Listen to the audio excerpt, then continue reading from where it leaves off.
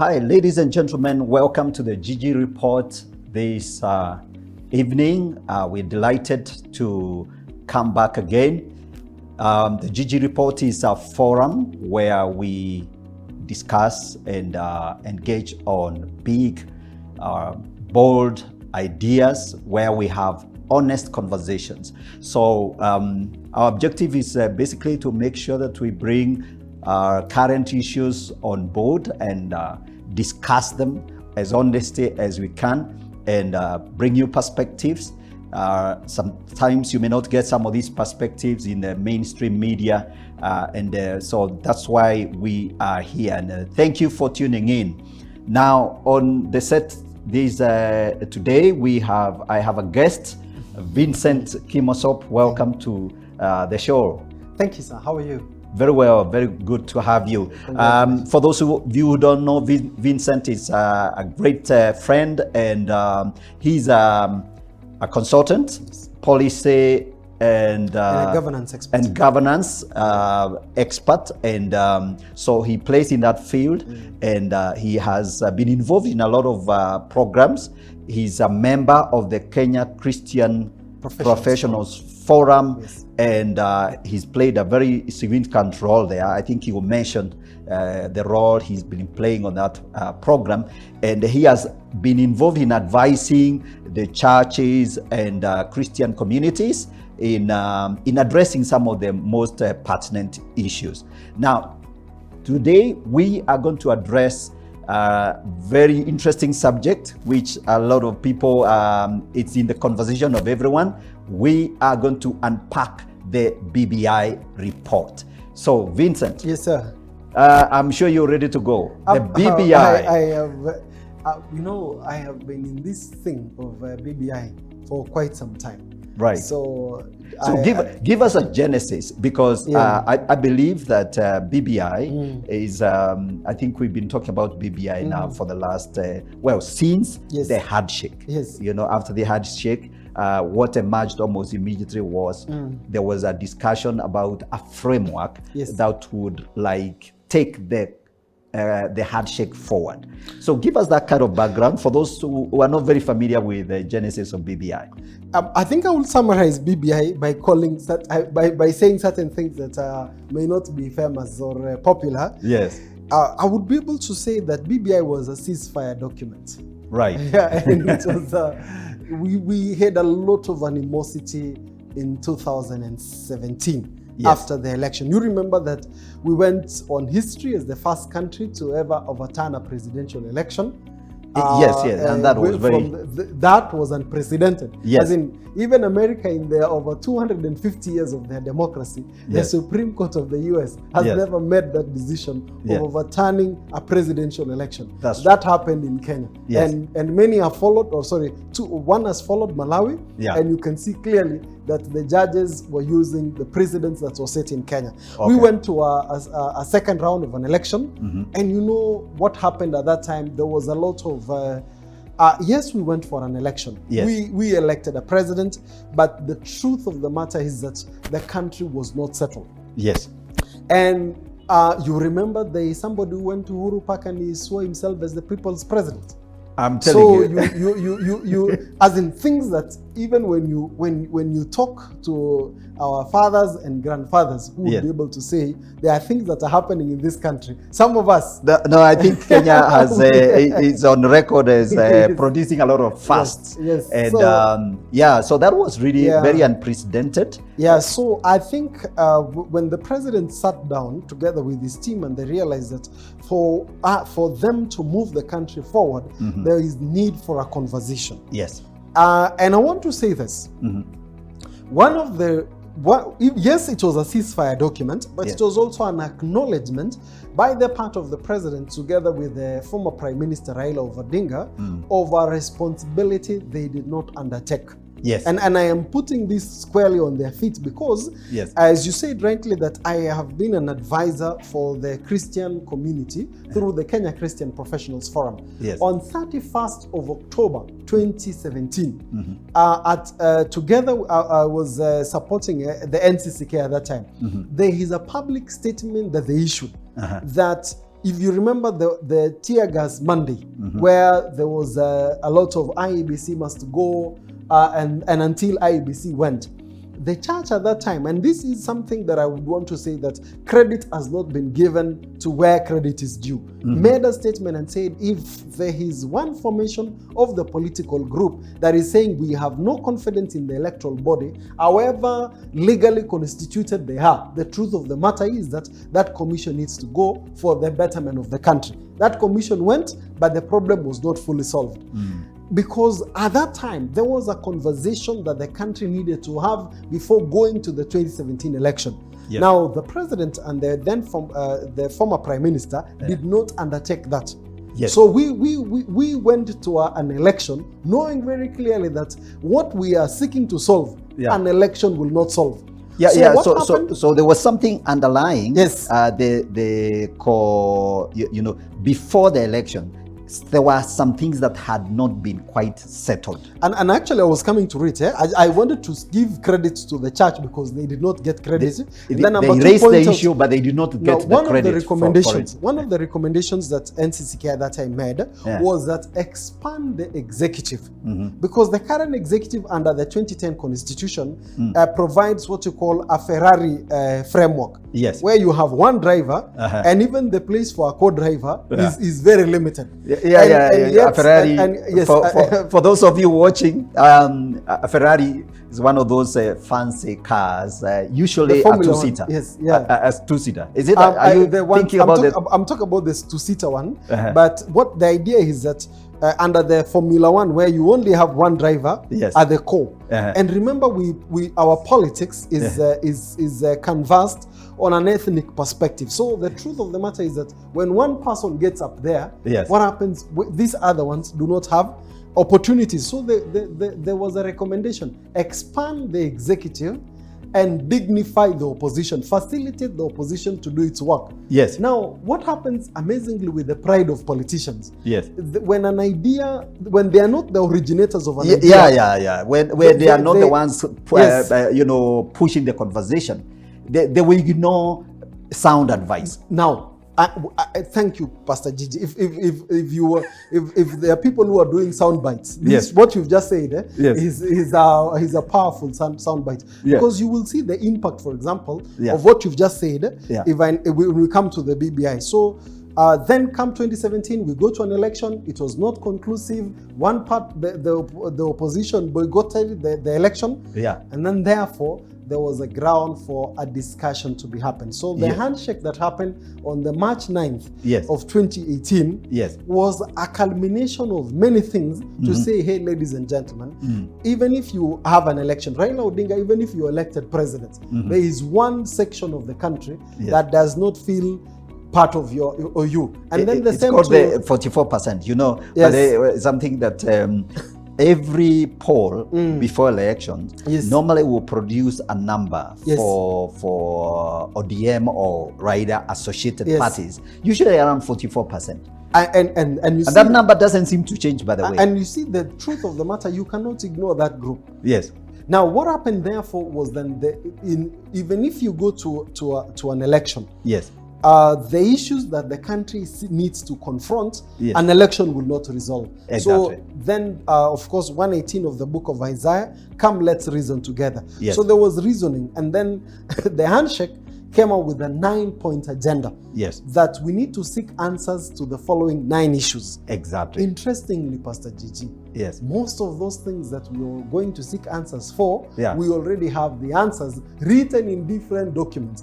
I will elaborate all of them as we move ahead. Absolutely. So viewers, as you can tell, this BBI is a manifestation of a much, much bigger problem than, sometimes we kind of, the conversation gets lost in the noise of politics. So I like the way you are unpacking this and basically saying that even the elements, the 9 key point agendas on the BBI are already issues that have been discussed from various angles and are sitting in various documents. So all that was needed is really a synth. And you will see all this, and the beauty of this kind of a a conversation where, Yes. I like the way you said you bold, Yes. big, and honest conversation. Yeah, honest conversation. Honest conversation. Yes. So, then with the handshake, Yes. a task force was put in place that Yes. go to the country, give us answers on the following issues. Yes. Number one was the issue of divisive election. Yes. Number two was the issue of corruption. Yes. There's the issue of shared prosperity. Yes. There's the issue of corruption. There is the issue of inclusion. Yeah. There is also the issue of devolution. Yes. Then you also have our cross-cutting issues. Integrity issues and all that. And all Yeah. that. Yeah. So, okay. so the task force did their report, and then the first report was what was launched therefore last year in November 26th, if you remember, in Bomas. Yes. Then after the launch of the report, they were told go back, and their term was extended. Yes. They went round for what we call a validation session. Yeah. So what was launched on during Mashujaa Day in Kisii, Yes. that day after Mashujaa Day, Yeah. was the second report based on what they have gone back to ask people. Did you told us this? Have we captured it? Yes. Now, of course, in the political environment, the issues that are juicy from BBI is number one, the expansion of the executive, which means the introduction of the position of the prime minister, two deputies, and then the other thing is also the issue of leader of official opposition now recognized and saying that if you're the number two in a presidential election, you go to parliament and you become the leader of official opposition, facilitated. The very thing, Pastor Gigi, that the church said in 2017. Let's avoid the Ferrari. Let's have a. There's something you use.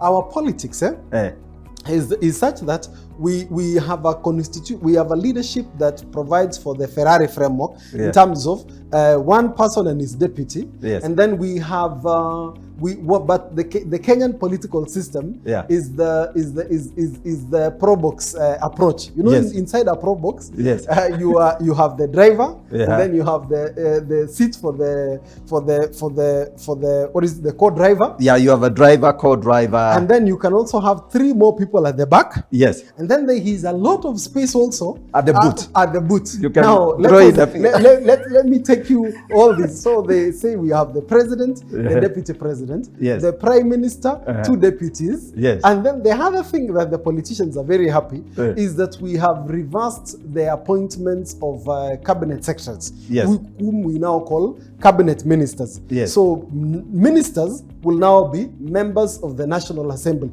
And they can go into the boot of the pro box. Are you saying that is the exciting news in town? When you talk to politicians, they are saying this is what we have been waiting for. Here we have it, and that's why BBI is popular on the political front. They are not opposing it, because somebody like let's I like this conversation because we are bold. Somebody like William Ruto, for example. He out of BBI, he is assured of one thing, that if he aims at the sun, which is going for the presidency, if in the event he misses it, he will land in the moon, either become a prime minister or a leader of official opposition. What does that mean? He will still be in the game. You see, the current framework that we have is such that, Gigi, if you run for presidency and you miss, you go home, you and your wife. I'm telling you, Vincent, I think one of the biggest, kind of very painful thing that is always thrown at candidates, especially when they don't make it to number one, is we keep telling them we're going to send you back to P.O. Box something, and usually P.O.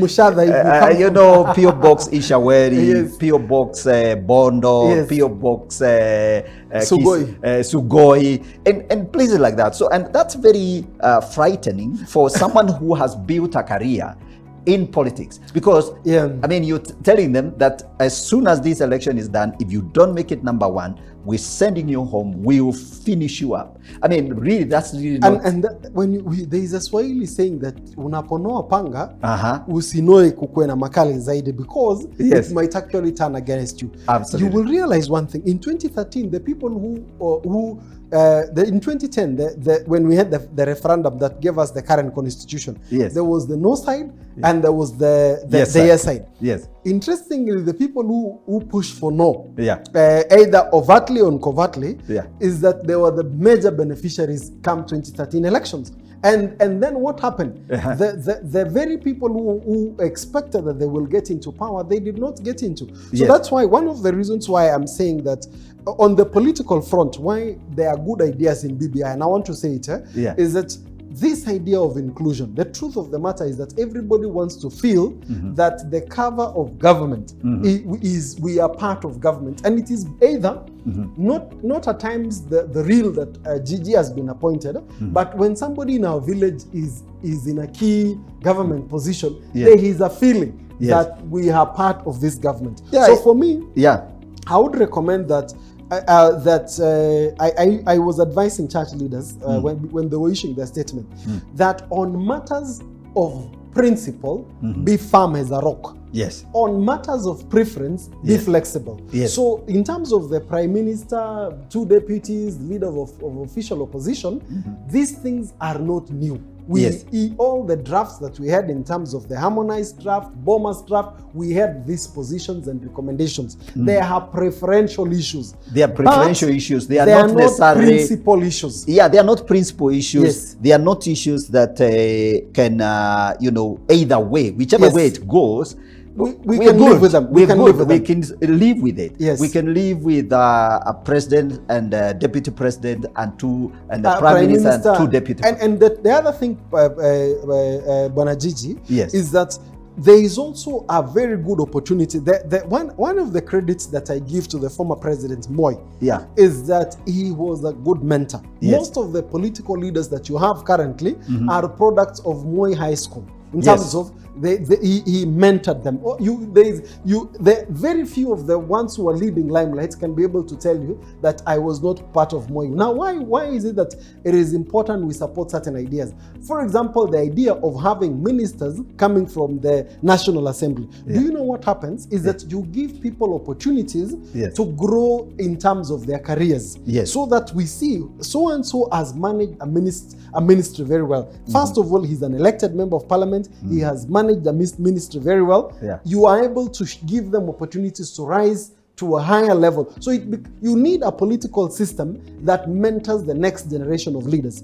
The governors that we have, 47 governors, today, Pastor Gigi, you are able to say in 10 years, who is it that has run a county government so effectively that we can entrust them with a national responsibility. That's true. So for me, one of the things that I am happy about is that we have been able to then get a system that politically, instead of a situation like in 2013 where Raila and Kalonzo, number 1, number 2 in the presidential election, yet they were leading their troops from outside parliament. So if you have a framework whereby they will be able to move with their troops to parliament and play the role of opposition effectively, what happens? You enrich our governance system because there will be a government in waiting doing what? Showing that the government in power, this is what they are proposing.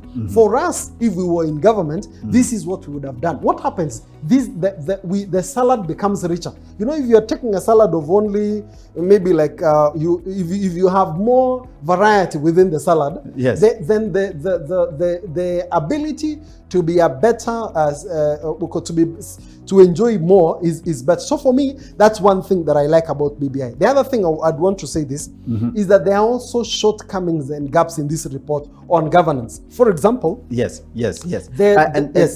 so I like, let's summarize what you're saying. So what you're saying is that first of all, we've said that BBI itself became necessary as a ceasefire arrangement. And that calmed the waters. And that at least you could stabilize the ship of the nation so that people can continue to function.